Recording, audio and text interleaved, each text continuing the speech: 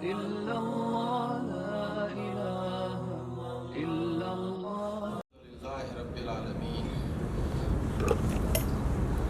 اللهم صل وسلم علی محمد وعلی آل محمد۔ آنے والے تمام معزز اہل اسلام کو میری طرف سے السلام علیکم ورحمۃ اللہ وبرکاتہ۔ میں آپ سب کی تشریف آوری پر تہ دل سے شکر گزار ہوں اور ممنون ہوں۔ برادران اسلام، ہمارے بہت ہی قابل احترام اور شفیق استاد جناب قاضی ظفر الحق صاحب کی کافشوں اور خلوص کے ساتھ ہر سال کی طرح اس سال بھی ہونے والا یہ پروگرام احیاء خلافت کنونشن دراصل ایک دعوت فکر بلکہ امت مسلمہ کو بالعموم اور اہل پاکستان کو بالخصوص ان کا بھولا سبق یاد دلانے کی ایک تحریک اور کاوش ہے کہ خدائے بزرگ و برتر کے ساتھ ہم نے جس وعدے کے ساتھ یہ ملک لیا تھا وہ وعدہ ہم نے ایفا نہیں کیا۔ وہ وعدہ کیا تھا آپ سب جانتے ہیں، پاکستان کا مطلب کیا؟ لا الہ الا اللہ۔ ابھی میں نے آپ کے سامنے کلام حق و صداقت سے جو آیات پڑھی ہیں، یہ مضمون قرآن مجید فرقان حمید میں مختلف مقامات پر 3 مرتبہ کم و بیش انہی الفاظ کے ساتھ آئے ہیں، اور علماء کرام فرماتے ہیں کہ یہ آیات کلام الہی کا عمود اور چوٹی ہیں، جس میں اللہ تعالیٰ اپنے محبوب اور جلیل القدر نبی جناب نبی مکرم صلی اللہ علیہ وآلہ وسلم کی بعثت کے بارے میں واضح طور پر ارشاد فرماتا ہے کہ وہی اللہ ہے جس نے اپنے رسول کو ہدایت اور دین حق کے ساتھ بھیجا تاکہ اسے تمام دینوں پر غالب کر دے، اور اللہ کافی ہے اس گواہی پر۔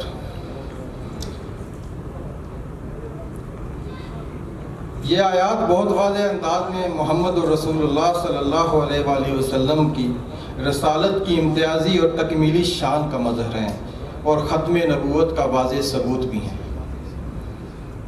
اس سے ہمیں یہ معلوم ہوتا ہے کہ حضور صلی اللہ علیہ وآلہ وسلم کی رسالت کا بنیادی مقصد تو دوسرے انبیاء اور رسل کی طرح تبشیر، انداز تذکیر، دعوت تبلیغ تو ہے ہی، لیکن اس کے علاوہ نبی کریم صلی اللہ علیہ وآلہ وسلم کی بعثت کا ایک امتیازی اور خصوصی مقصد بھی ہے، اور وہ ہے دین کو بالفعل قائم کرنا اور غالب کرنا۔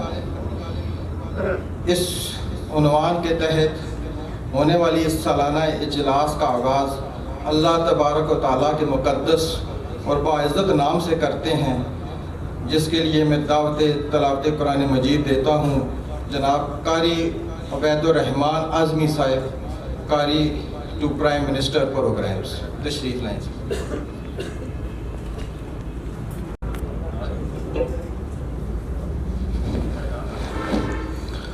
السلام علیکم ورحمۃ اللہ وبرکاتہ۔ اعوذ باللہ من الشیطان الرجیم، بسم اللہ الرحمن الرحیم۔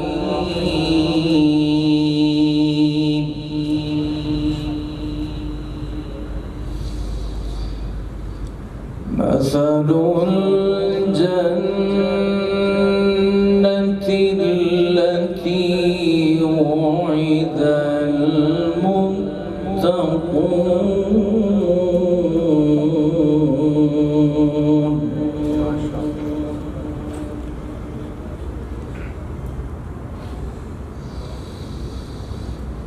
مثل الجنة التي وعد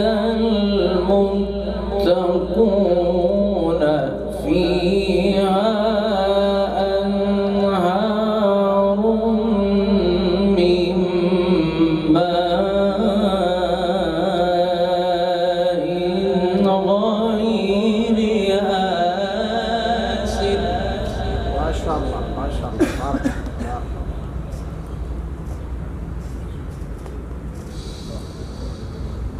فيها أنهار من ماء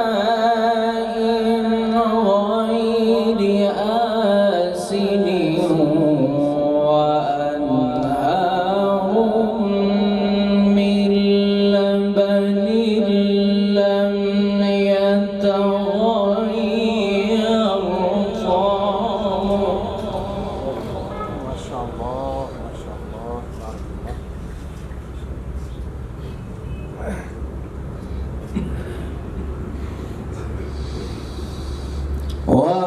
وأنهار من لبن لم يتغير طعمه وأنهار من خمر لذة للشاربين.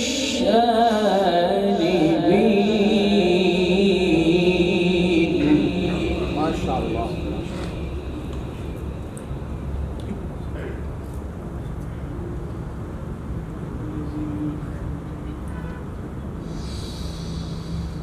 بسم الله الرحمن الرحيم. مثل الجنة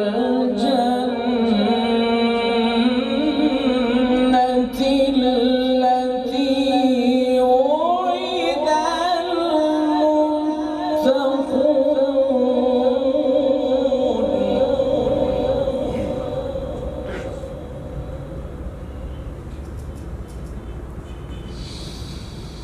مثل الجنة التي وعد المتقون.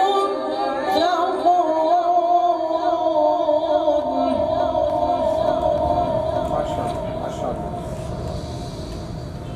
مثل الجنة التي وعد المتقون فيها أنهار من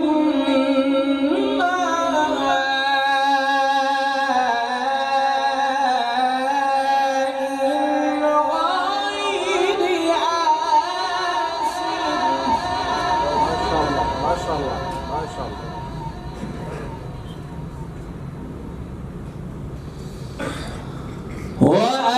وأنهار من لبن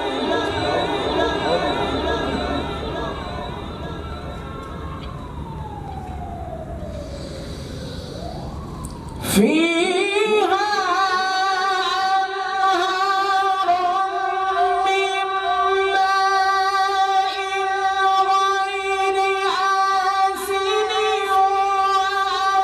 وأنهار من لبن لم يتغير طعمه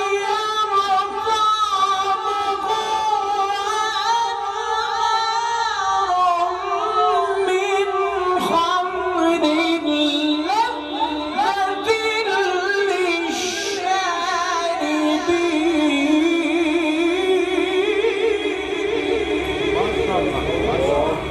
ما شاء الله بارك الله أكرمك الله. بارك الله.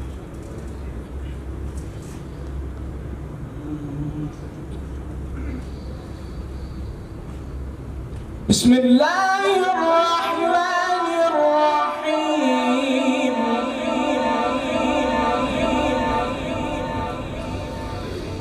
بسم الله الرحمن الرحيم.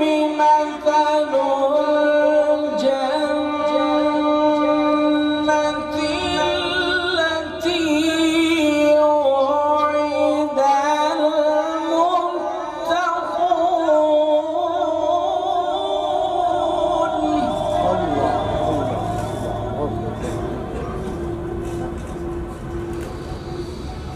مثل الجنة التي وعد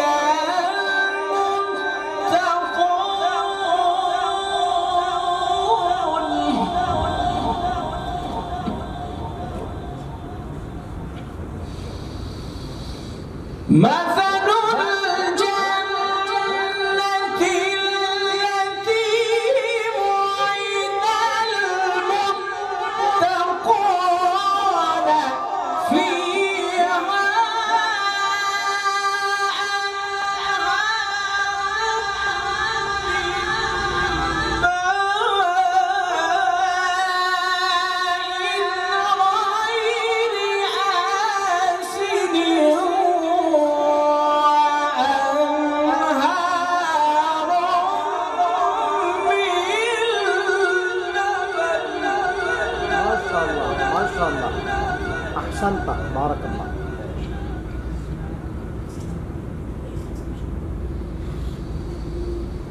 مثل الجنة التي وعد المتقون.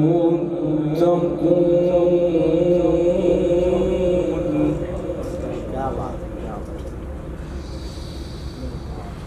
مثل الجنة التي وعد المتقون فيها أنهار من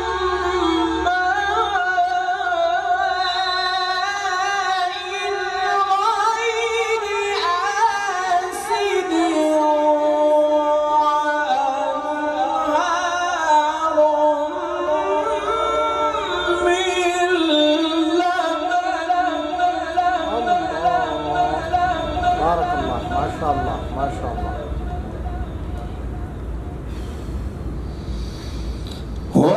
وأنهار من لبن لم يتغير طعمه يا الله ما شاء الله. وأنهار من خمر لذة للشاربين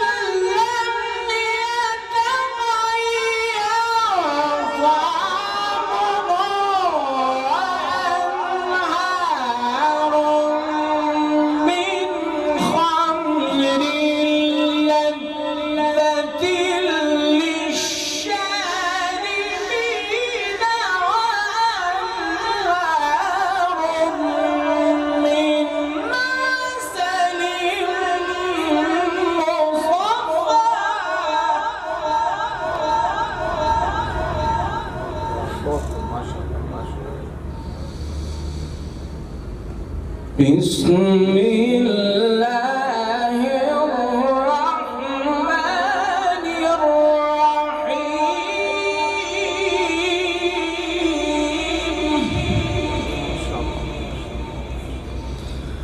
سبح اسم ربك الأعلى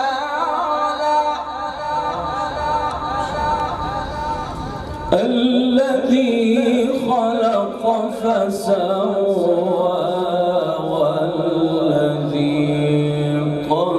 قدر فهدى والذي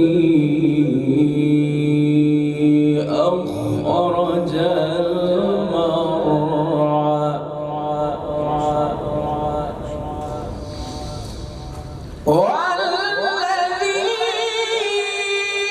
أخرج المرعى فجعله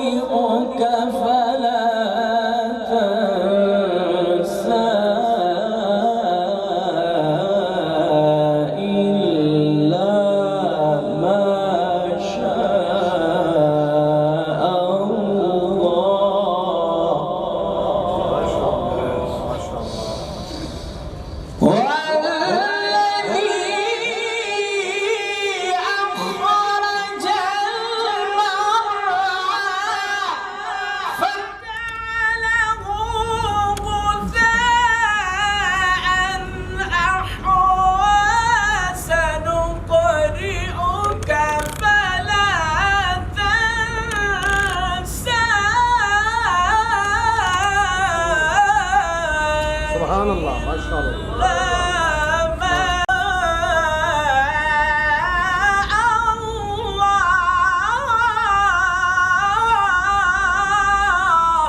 ما شاء الله.